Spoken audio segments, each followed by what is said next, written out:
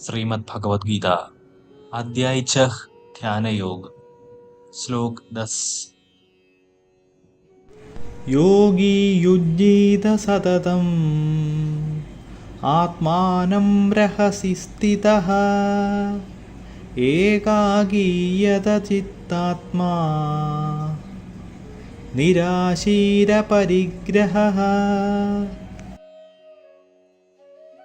योग की अवस्था प्राप्त करने के इच्छुक साधकों को चाहिए कि वे एकांत स्थान में रहे और मन एवं शरीर को नियंत्रित कर निरंतर भगवान के चिंतन में लीन रहे तथा समस्त कामनाओं और सुखों का संग्रह करने से मुक्त रहे। योग की अवस्था प्राप्त मनुष्य की विशेषताओं का वर्णन करने के पश्चात अब श्री कृष्ण इसके लिए आवश्यक आत्म प्रयास के संबंध में चर्चा कर रहे हैं। किसी भी क्षेत्र में निपुणता के लिए दैनिक अभ्यास करना आवश्यक होता है। आध्यात्मिकता में प्रवीणता पाने के लिए भी इसी प्रकार से अभ्यास करना आवश्यक है। श्री कृष्ण प्रतिदिन साधना के अभ्यास की अनुशंसा करते हुए आध्यात्मिकता में प्रवीणता प्राप्त करने की पूरी प्रक्रिया का वर्णन करते हैं। प्रथम चरण के लिए वे एकांत स्थान की अनिवार्यता का उल्लेख करते हैं। प्रायः दिन भर हम सांसारिक वातावरण से घिरे रहते हैं। शारीरिक गतिविधियां, लोगों से संपर्क और वार्तालाप आदि सब मन को सहजता से और अधिक सांसारिक बना देते हैं। मन को भगवान की ओर सम्मुख करने के लिए हमें प्रतिदिन एकांत में साधना करने के लिए कुछ समय समर्पित करना चाहिए। संसार के साथ संपर्क होने से हमारा मन इससे प्रभावित होकर सांसारिक हो जाता है, किंतु एकांत वातावरण इंद्रियों के विषयों के साथ कम से कम संपर्क रखने का अवसर प्रदान करता है और मन को ऊपर उठाकर उसे भगवान में केंद्रित करने में सहायक होता है। एक बार जब मन भगवान में पूर्णतः अनुरक्त हो जाता है, तब कोई भी संसार को चुनौती देते हुए कह सकता है, मैं माया के सभी गुणों के बीच रहते हुए उनसे अछूता रहूंगा। अपने दैनिक कार्यक्रम में हमें कुछ समय साधना या आध्यात्मिक अभ्यास के लिए निश्चित करना चाहिए। हमें स्वयं को एकांत में, जहां सांसारिक विघ्न न हो, वहां संसार से अलग थलग होकर अपने मन को शुद्ध करने और मन को दृढ़ता से भगवान में केंद्रित करने के लिए साधना करनी चाहिए। यदि हम इस विधि से 2 घंटे अभ्यास करते हैं, तब हम सांसारिक गतिविधियों में व्यस्त रहते हुए भी दिन भर इसका लाभ अर्जित कर सकते हैं। इस विधि से हम उच्च चेतनावस्था बनाए रखने के योग्य हो सकेंगे, जिसे हमने संसार से अलग होकर दैनिक साधना के दौरान संग्रह किया था। श्लोक 11 और 12। शुचौ देशे प्रतिष्ठाप्य स्थिरमासनमात्मनः नात्युच्छ्रितं नादिनीचं चैलाजिनकुशोत्तरम् तत्रैकाग्रं मनः कृत्वा यदचित्तेन्द्रियक्रियः उपविश्वासने युज्याद् योगमात्मविशुद्धये। योगाभ्यास के लिए स्वच्छ स्थान पर भूमि पर कुशा बिछाकर उसे मृगछाला से ढककर और उसके ऊपर वस्त्र बिछाना चाहिए। आसन बहुत ऊंचा या नीचा नहीं होना चाहिए। मन को एकाग्र करके आंतरिक और बाह्य अंगों की गतिविधियों पर नियंत्रण रखकर आत्मशुद्धि के लिए योग का अभ्यास करना चाहिए। श्री कृष्ण इस श्लोक में साधना के लिए बाहरी क्रियाओं का वर्णन कर रहे हैं।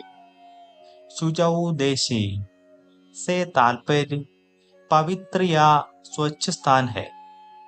प्रारंभिक चरणों में बाहरी वातावरण मन को प्रभावित करता है, लेकिन बाद के चरणों में कोई भी गंदे और अस्वच्छ स्थानों पर आंतरिक शुद्धता को प्राप्त करने के योग्य हो सकता है। स्वच्छ वातावरण मन को शुद्ध स्वच्छ रखने में भलीभांति सहायता करता है। मृगच्छला, विषैले कीड़ों जैसे सर्प और बिच्छुओं को साधना में लीन साधक के पास जाने से रोकती है।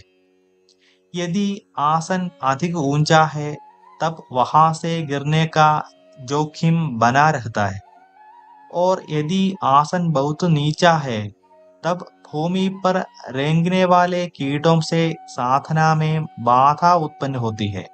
इस श्लोक की भावना भगवान के चिंतन में लीन होना है, जबकि आंतरिक अभ्यास के निर्देश समान है।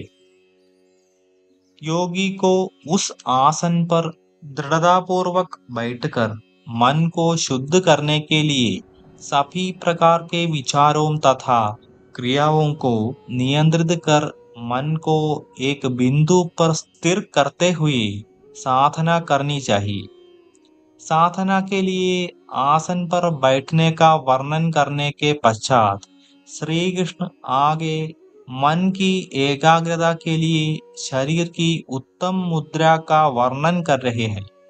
साधना करते समय प्रायः लोगों में आलस्य तथा नींद की झपकी लेने की प्रवृत्ति पाई जाती है।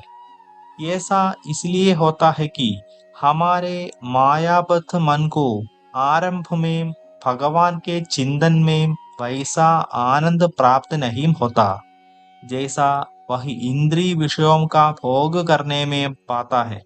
इससे मन को भगवान पर केंद्रित करते समय उसके शिथिल होने की संभावना बनी रहती है। श्लोक 13 और 14। समं कायशिरो ग्रीवं धारयन्नचलं स्थिरः सम्प्रेक्ष्य नासिकाग्रं स्वं दिशच्छानवलोकयन् प्रशान्तात्मा विगतभिः ब्रह्मचारिव्रते स्थितः मनः संयम्य मच्चित्तो युक्त आसीत मत्परः। जो योगी स्थिर हो गया है, अपने शरीर, सिर और गर्दन को सीधा रखता है और बिना हिलाए कहीं और देखे वह निर्भय है। ब्रह्मचर्य की प्रतिज्ञा में निष्ठ होकर अपने मन को वश में करना चाहिए। अपने मन को अपने ऊपर केंद्रित करना चाहिए और स्वयं ही अपना परम लक्ष्य बनाना चाहिए। इस प्रकार शांत, भयहित और अविचलित मन से ब्रह्मचर्य की प्रतिज्ञा में निष्ठ होकर उस प्रबुद्ध योगी को मन से मेरा चिंतन करना और केवल मुझे ही अपना परम लक्ष्य बनाना चाहिए।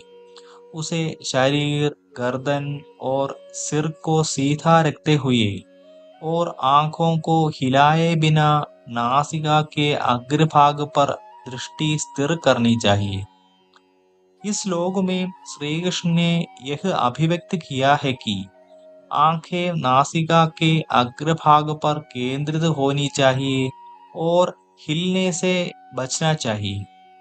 विकल्प के लिए आंखों को बंद भी रखा जा सकता है। ये दोनों विधियां सांसारिक आकर्षणों को रोकने में सहायक होगी।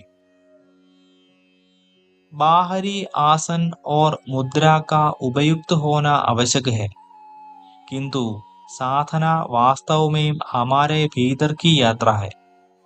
साधना के माध्यम से हम अपने भीतर गहनता से उतर सकते हैं और मन के अनंत जन्मों की मैल को स्वच्छ कर सकते हैं।